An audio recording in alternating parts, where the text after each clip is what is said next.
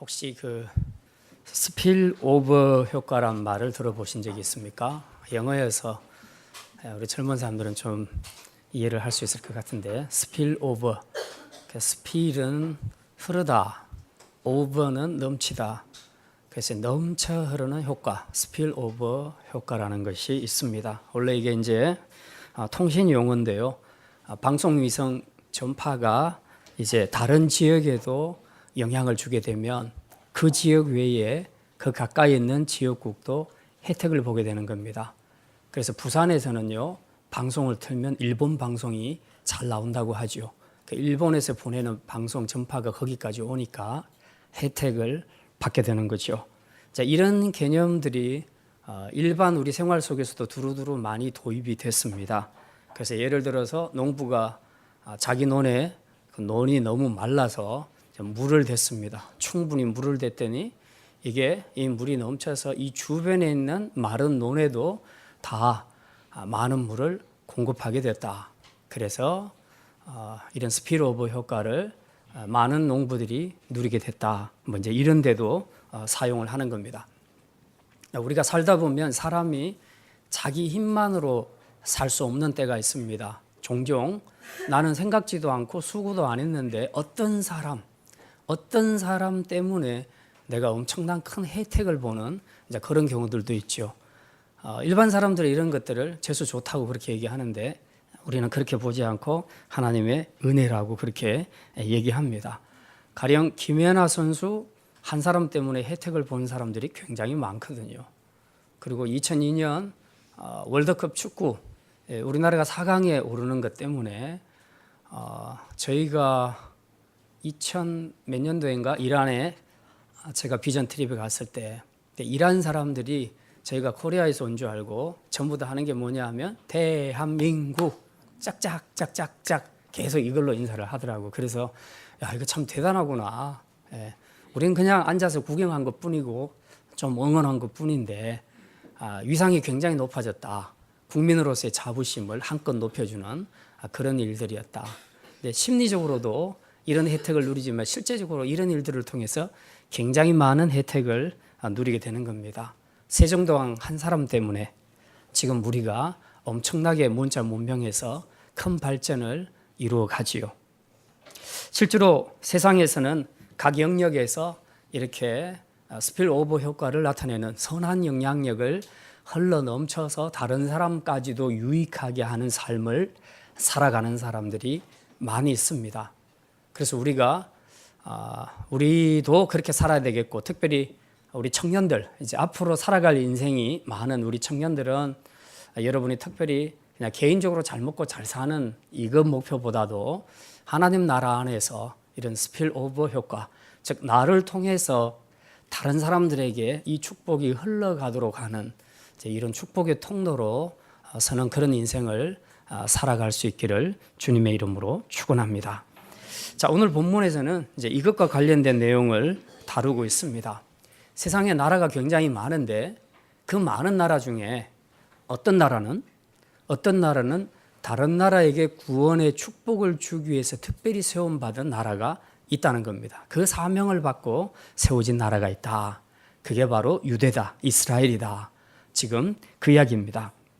근데 오늘 본문에서는 참 안타깝게도 이 사명을 받은 유대가 정말 좋은 사명을 감당하지 못해서 오히려 하나님 앞에 책임 추궁당하고 벌을 받게 되는 이런 안타까운 내용을 우리가 보게 되는데요.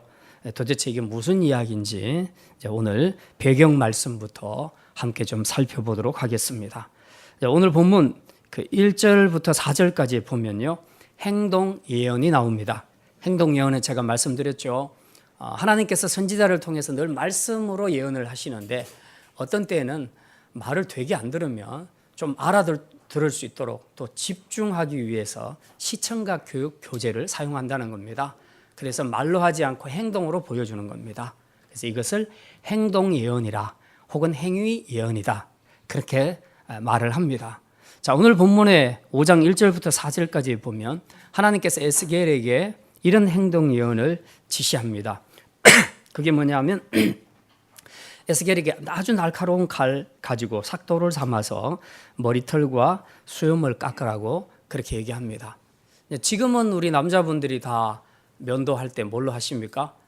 주로 전기 면도기를 많이 사용하지요. 지금도 칼 사용하시는 분들이 있습니까?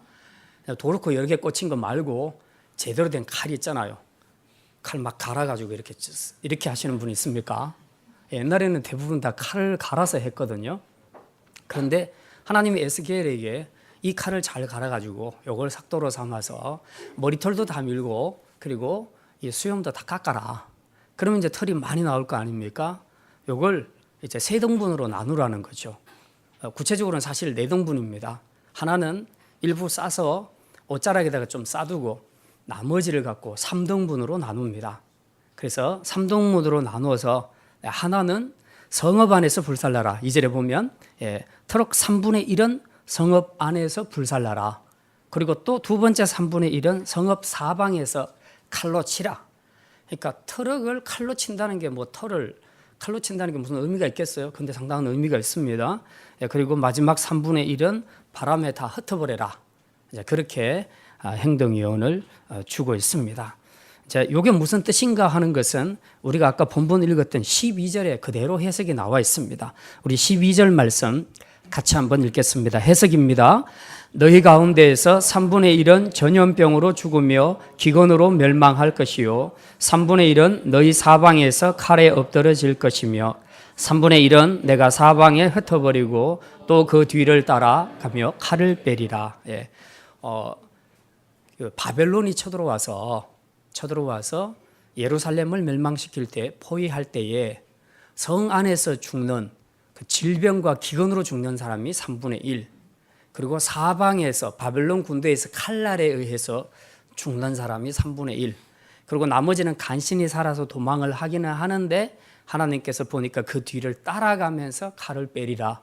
그래서 따라가면서 어떤 형태로든 하나님께서 그들을 다 죽게 만드신다는 것이죠. 지금 이제 그 내용이 본문에 오늘 기록된 행동 예언입니다. 그래서 이 예언의 행동 예언을 보게 되면 장차 예루살렘은 이렇게 망하겠구나 하는 것들을 우리가 볼 수 있습니다.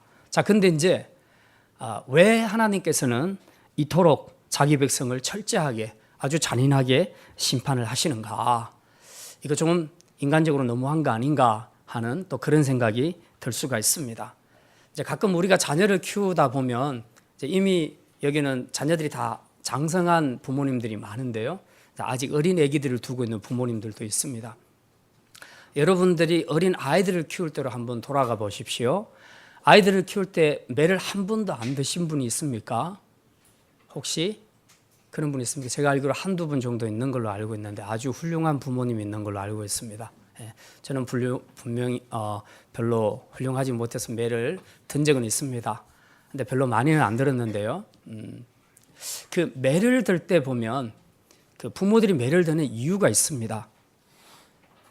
그런데 그게 부모의 성급한 기질 때문에 오는 것 말고 부모가 확신을 갖고 매를 들 때가 있습니다.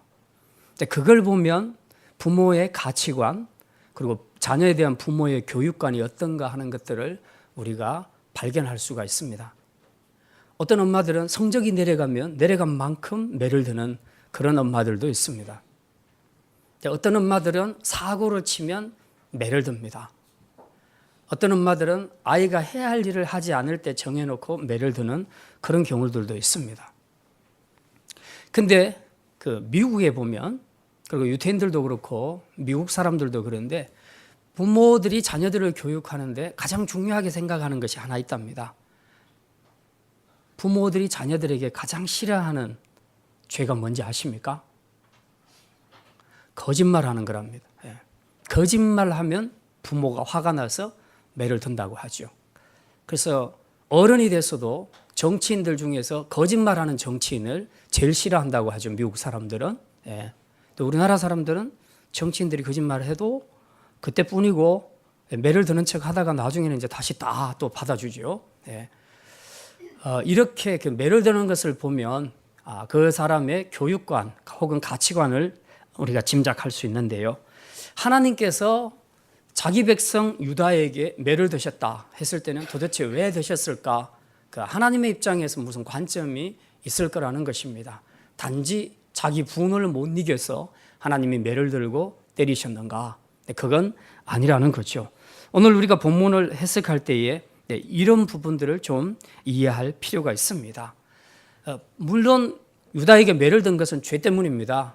유다가 죄를 지어서 그런 건 사실입니다. 그런데 문제는 단지 죄를 지었기 때문이 아니라 그 죄를 하나님이 어떻게 받아들이시는가, 그 죄 문제를 어떻게 해석하시는가 하는 그 관점이 중요하다는 거죠. 오늘 본문에서 결국 말하려고 하는 것은 그겁니다. 하나님이 유다를 향해서 매를 든 이유, 죄 때문에 매를 들었지만 왜 매를 드셨는가, 이 이야기입니다. 내가 너를 어떤 존재로 세웠는데 네가 그 죄를 지어. 지금 이런 마음이라는 거죠.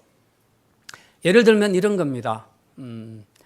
이제 우리가 똑같은 도둑질을 해도 일반 사람들이 너무 가난해서 먹을 것이 없어서 생계형 도둑들이 있습니다.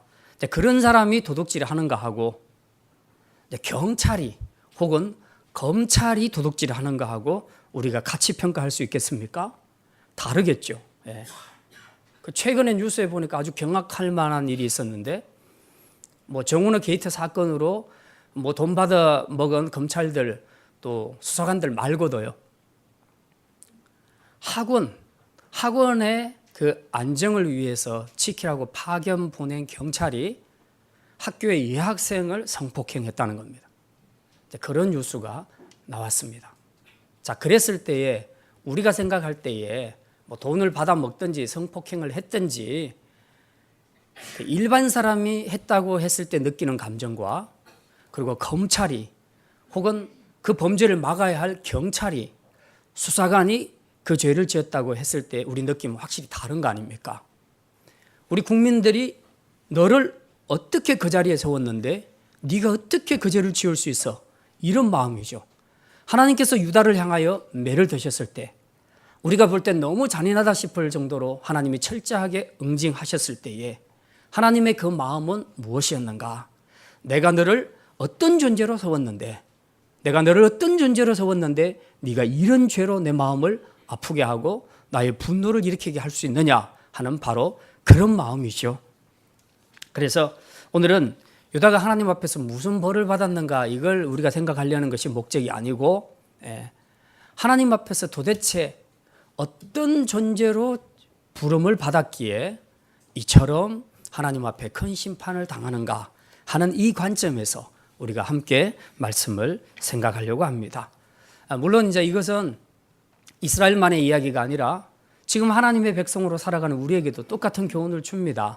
결국 이것은 우리 정체성입니다. 하나님이 저와 여러분을 어떤 존재로 부르셨기에 이런 것만은 절대로 용납할 수 없다고 말씀하시는가, 이렇게 우리가 적용을 한다면 이것이 오래전에 기록된 하나님의 말씀이라도 지금 현대를 살아가고 있는 우리 그리스도인들에게는 좋은 교훈의 말씀이 될 것입니다.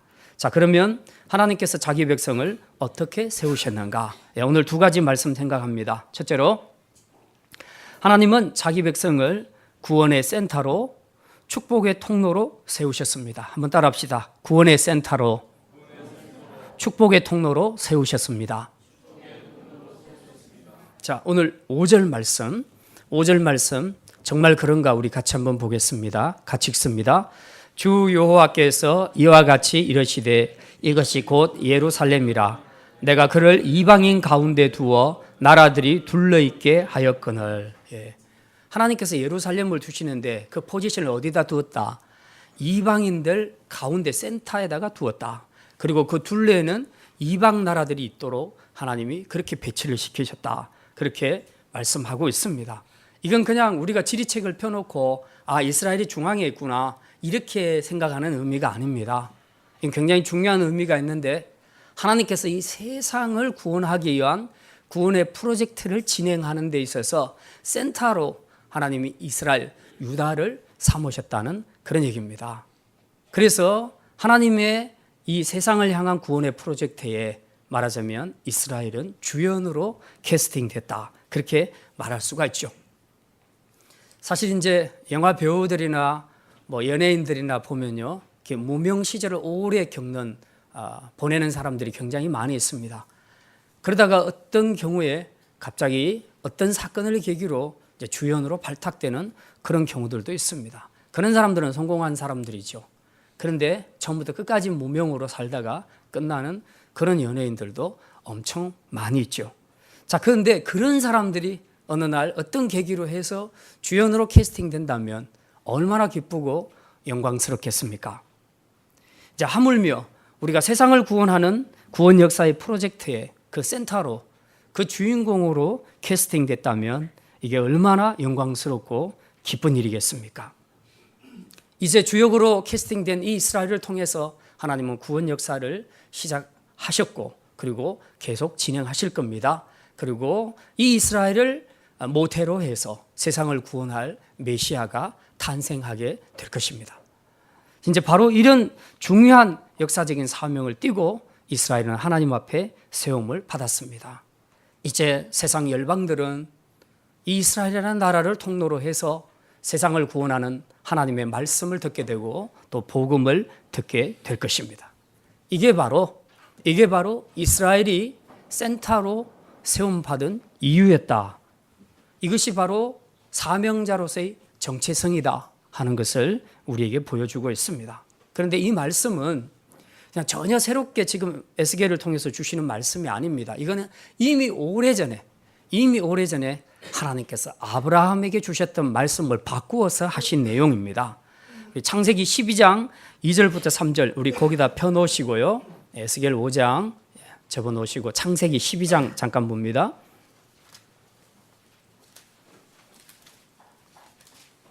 창세기 12장 2절과 3절 같이 읽겠습니다. 내가 너로 큰 민족을 이루고 내게 복을 주어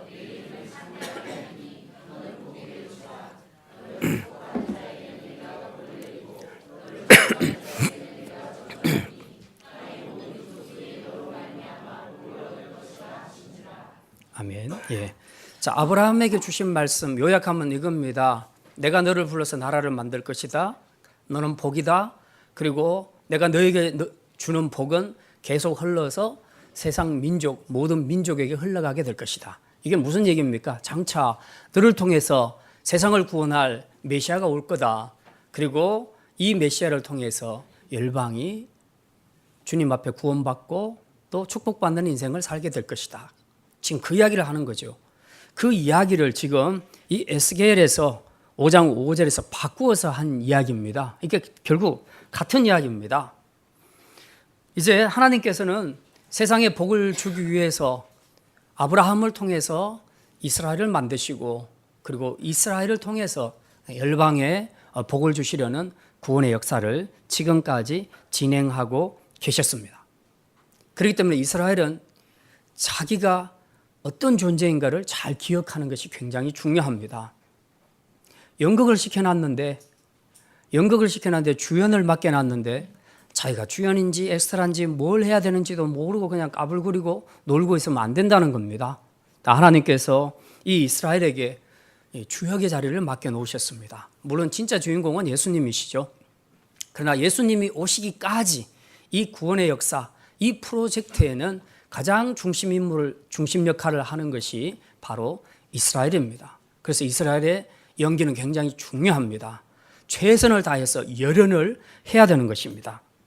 그런데 이렇게 중요한 역할을 맡은 이스라엘이 어떻게 연기를 했다고 말하고 있습니까? 우리 6절과 7절 같이 한번 읽겠습니다. 그가 내 규례를 거슬러서 이방인보다 그리함이 그를 둘러있는 나라들보다 더하니 이는 그들이 내 규례를 버리고 내 율례를 행하지 아니하였음이니라. 그러므로 나 주 여호와가 말하노라. 너희 요란함이 너희를 둘러싸고 있는 이방인들보다 더하여 내 율례를 행하지 아니하며 내 규례를 지키지 아니하고 너희를 둘러있는 이방인의 규례대로도 행하지 아니하였느니라. 아멘. 예. 지금 여기 뭐 연기하는 얘기가 나와 있습니까? 없지요. 주로 무슨 얘기를 하고 있습니까? 뭘 안 지켰다? 내 율례를 안 지켰다. 그렇게 말하고 있습니다. 자, 하나님이 세상을 구원하는 이 구원의 프로젝트에 이스라엘을 주인공으로 캐스팅했는데 이 주인공 된 이스라엘이 해야 할 일은 대본을 따라 행하는 겁니다. 하나님이 주신 대본은 바로 하나님이 주신 규례, 하나님의 말씀대로 사는 것입니다. 그것이 곧 자기가 주연으로서 캐스팅돼서 자기가 할 수 있는 최고의 열연인 것입니다. 이 하나님의 말씀대로 하나님이 주신 대본대로만 잘 살면 그는 자기의 역할을 잘 감당했다고 평가받을 수 있는 것이죠. 그런데 오늘 보면 6절, 7절에 보니까 이스라엘이 하나님의 대본을 무시했다. 하나님이 주신 대본을 무시하고 자기 마음대로 대사하고 자기 마음대로 행동하고 연기를 했다는 겁니다. 그런데 이 정도가 얼만큼 심했느냐 보니까 그를 둘러싼 나라들보다 주변에 있는 이방 나라들보다 더 심하게 연기를 못했다. 그렇게 말하고 있습니다. 자, 그러니까 하나님 앞에 유다가 징계를 받을 수밖에 없는 것이죠. 자, 감독의 지시대로 하지 않는 사람은 주연이든 조연이든 관계없이 반드시 혼이 나야 합니다. 왜냐하면 작품을 만들어가는 것은 영화 배우가 아니고 감독이기 때문에 그렇습니다. 하나님께서 구원의 프로젝트를 이루어 가시는데 감독으로서 지금 각자 대본을 주고 그 대본을 잘 소화하라고 줬는데 그 대본을 무시하고 지 마음대로 연기하고 지 마음대로 대사했다면 그거는 반드시 혼나야 되는 것입니다. 지금 우리가 유다가 하나님 앞에서 징계받는 것을 그런 관점에서 이해를 하셔야 된다는 겁니다. 지금 유다의 그 주역의 연기를 실패하는 바람에 지금 영화는 다 버렸습니다. 하나님의 구원 역사에서 엄청난 문제점을 야기시킨 것입니다. 이 사건으로 인해서 저는 이스라엘 백성들은 하나님의 영광을 가리우고 또 많은 이방 사람들에게 조롱을 당하는 이런 소모를 겪기도 했다는 것입니다. 결국 뭘 말씀하려고 합니까? 하나님은 내가 너를 어떤 존재로 세웠냐? 주연으로 캐스팅하지 않았냐? 이거 얼마나 영광스러운 일이냐? 내가 너한테 준 대본, 이 나의 율례, 하나님의 말씀대로 그냥 살기만 하면 내가 너에게 준 축복이 모든 이방 나라로 흘러가게 될 것인데 왜? 하나님 말씀대로 사니까 많은 나라들이 보고 저 나라가 왜 저래? 정말 멋있다? 괜찮다? 그렇게 해서 궁금한 마음을 가지고 하나님께로 나올 거라는 겁니다. 그래서 그들도 하나님을 알게 되어서 하나님을 믿게 되니까 너에게 준 축복이 흘러가서 그들을 살려낼 수 있지 않았겠느냐. 내가 너를 이런 존재로 세웠는데 네가 이 사명을 무시하고 이 정체성을 무시하고 그렇게 네 마음대로 네 대본 들고 너 혼자 그렇게 연기하며 산단 말이냐. 지금 하나님께서 유다를 징계하시는 것은 바로 이런 관점이라는 것을 우리가 기억을 해야 합니다. 그래서 우리가 오늘 우리 자신들을 돌아보면서 우리가 세상 사람들에게 흘려보낼 수 있는 그런 축복이 무엇이 있을까? 먼저 여러분이 하나님 앞에서 받은 여러 가지 재능과 은사들도 있을 것입니다. 그런 것을 공유하는 것도 큰 축복이고 또 사명자의 역할을 잘 하는 것입니다. 그러나 특별히 우리 그리스도인에게 공통적으로 주신 사명과 축복이 있습니다. 그것은 바로 우리가 구원의 통로가 되는 것입니다. 내 안에 있는 예수 그리스도의 그 생명을 우리가 흘러보내야 된다는 겁니다. 그 흘러보내도록 하나님께서 우리를 주역으로 캐스팅했다는 사실을 우리가 늘 기억을 하고 있어야 됩니다. 종종 우리 주변에 보면은 저 사람하고 같이 있으면 내가 영적으로 굉장히 힘을 얻게 돼. 나도 모르게 기도하게 돼. 나도 모르게 말씀을 읽고 싶어 하는 마음이 생겨 하는 그런 사람들이 우리 주위에 있습니다. 그런 사람들은 진짜 스필오버 효과대로 잘 살아가는 그런 사람들이죠. 그야말로 축복의 통로들입니다. 그런데 이제 우리가 우리 자신들을 한번 돌아보면 종종 내가 저 사람하고 있으면 그냥 영적으로 다운돼. 기도하기도 싫어. 그리고 내 입에서는 자꾸 거친 말이 나가. 욕이 나가. 그리고 때리고 싶어. 싸우고 싶어. 그냥 무너뜨리고 싶어. 이혼하고 싶어. 전부 이런 생각들로 가득 차게 될 수 있다는 겁니다. 우리가 정말 축복의 통로인가 하는 것을 우리가 다시 한번 돌아보는 것이 필요합니다. 자, 두 번째입니다. 하나님은 자기 백성을 어떻게 세우셨는가? 제사장 나라로 세우셨습니다. 한번 따라합시다. 제사장 나라로 세우셨습니다. 하나님이 이스라엘에게 요구하신 주인공의 역할에서 가장 비중 있게 보시는 것이 바로 제사장 역할을 잘하고 있는가? 지금 그걸 주의 깊게 살핀다는 겁니다. 제사장 역할, 즉 제사장이 하는 일은 무엇입니까? 죄인들은 거룩하신 하나님을 만날 수가 없습니다. 그런데 하나님께서 길을 열어놓으셨습니다. 직접 죄인이 하나님을 만날 수는 없지만 간접적으로 제사장을 중보자로 세우셨습니다. 그래서 이 제사장을 통해서 제사장이 어린 양의 피로 이제 뿌림으로 들어가고 자기를 정결케 한 이후에 그 다음에 이스라엘 백성들이 죄를 지어서 자기를 찾아오게 되면 이제 그를 위한 속죄 제물을 하나님 앞에 드리고 간접적으로 제사장을 통해서 이스라엘 백성들이 하나님을 만나고 예배하고 제사할 수 있도록 하는 것, 바로 이 일을 하는 것이 제사장이 하는 일입니다. 그래서 제사장이 우선적으로 해야 될 것은 첫째는 자기 성결을 돌아보는 것이고요. 그리고 난 다음에 죄인들을 위해서 하나님 앞에 제사를 드리는 것입니다. 실제로 세상은 아담의 범죄 이후로 어느 나라 어느 민족 할 것 없이 모두가 다 하나님을 떠나서 죄악 가운데 먹고 마시며 살았습니다.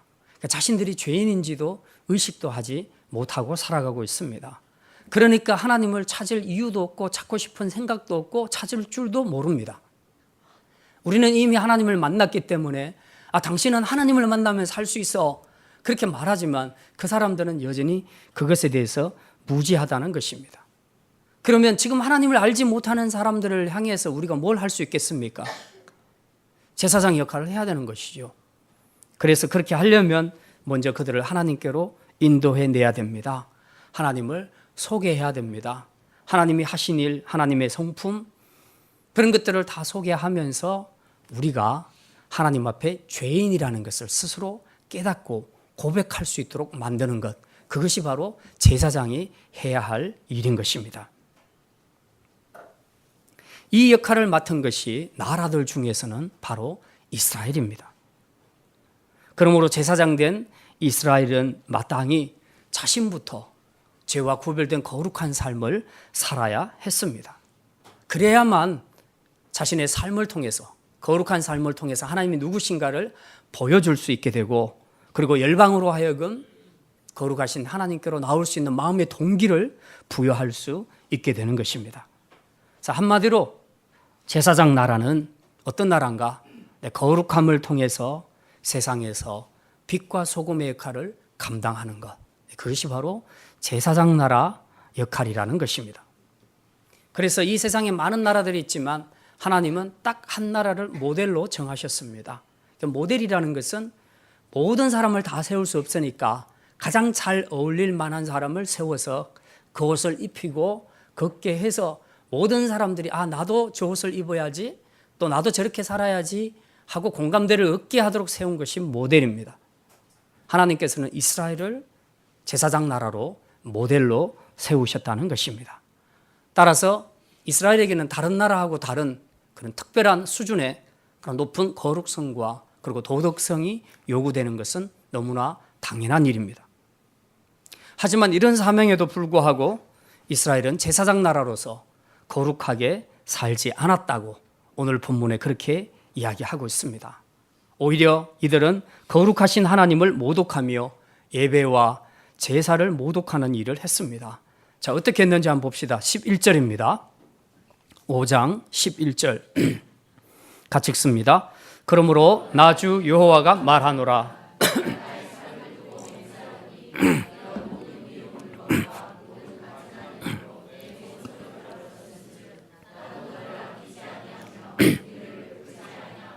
미약하게 하리니.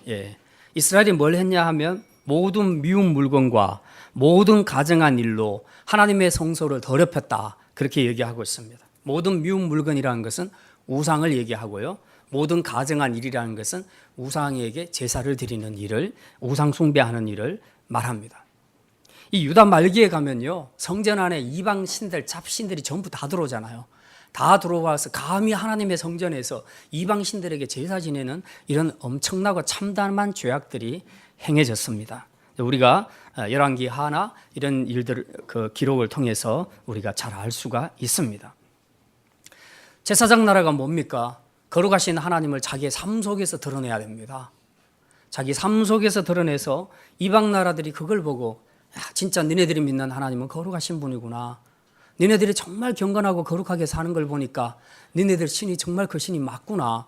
이제 이런 공감을 얻어서 그 하나님께로 돌아오도록 만드는 거.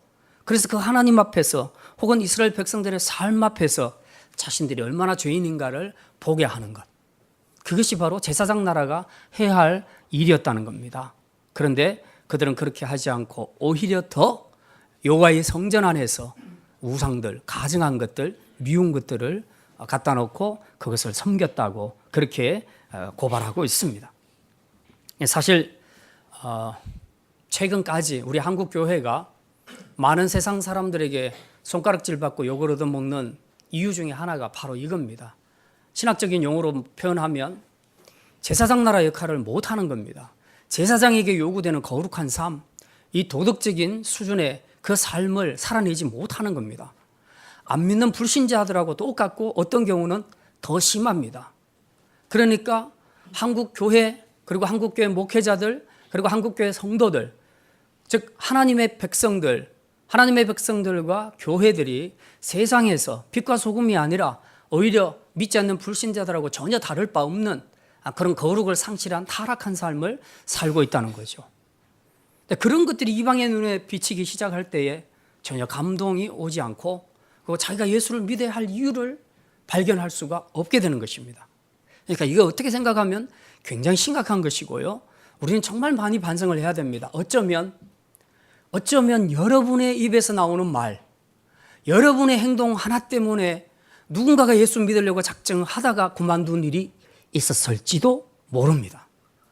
우리가 이건 정말 잘 반성해야 돼요. 저는 제 가까이서 그런 사람들을 굉장히 많이 봅니다. 저도 완전하지는 않고 저도 부족합니다. 근데 어떤 사람들을 보면요, 그냥 일반적으로 말하는데도 일반인들보다 더 못해요. 말하는 것이 쌍스럽고 욕도 잘하고 정말 상대방한테 상처를 주는 말을 팍팍 골라서 하고 막 이런 그리스도인들을 보게 되면요, 그런 사람들이 가서 너 예수 믿으라 그러면 예수 믿겠어요? 나한테 상처를 팍팍 주고 나한테 막 욕하고 있는데 나한테 예수 믿으라 그러면 예수 믿고 싶겠냐고요. 그렇지 않겠습니까? 이게 정상적인 정서거든요. 우리가 세상 사람들이 교회를 핍박한다 그렇게 생각할 필요가 없어요. 마땅히 욕어도 먹을 짓을 지금 하고 있는 거예요. 근데 그게 목회자들부터 시작해서 교회와 그리고 일반 성도들도 똑같다는 겁니다. 그러니까 우리 자신들이 정말 자기 한 사람 한 사람이 먼저 반성을 해야 돼요. 그냥 누구 욕할 것도 없어요. 나는 나부터 반성하면 되는 거예요. 그래서 정말 오늘 이 말씀을 보면서 제사장으로서 나는 하나님 앞에 그리고 세상 사람들과 교제하면서 어떻게 살아가고 있는가, 내 하루하루 내 생활을 돌아보면서 오늘 내 말은 어쨌는가, 오늘 내 행동은 어땠는가, 내 인격적인 모습은 어땠는가, 이런 것들을 우리가 정직하게 돌아보지 않고 회개하지 않으면 우리가 말한 만큼 많은 사람들을 하나님에게서 떠나가게 하는 그런 반대 역할을 하게 될 것입니다. 그래서 우리가 정말 이것은 진지하고 아주 심각하게 생각하고 돌아보아야 할 문제라는 것입니다.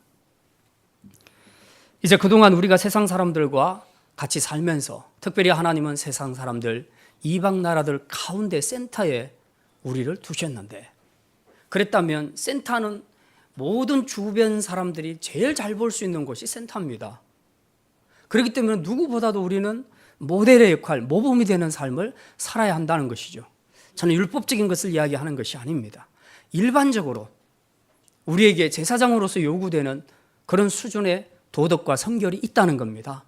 그런 부분들을 우리가 너무 간과하고 그냥 예수님 영접했으니까 나 천국 갈 거야 라는 그 생각만 가지고 자기 마음대로 말하고 자기 마음대로 행동하고 그렇게 삶으로써 예수 믿고자 하는 사람들의 마음까지 다 빼앗아버리는 이런 잘못된 역할을 한다면 이게 얼마나 하나님 앞에서 지금 분노를 일으킬 일인가 하는 것을 우리가 스스로 돌아봐야 한다는 사실입니다.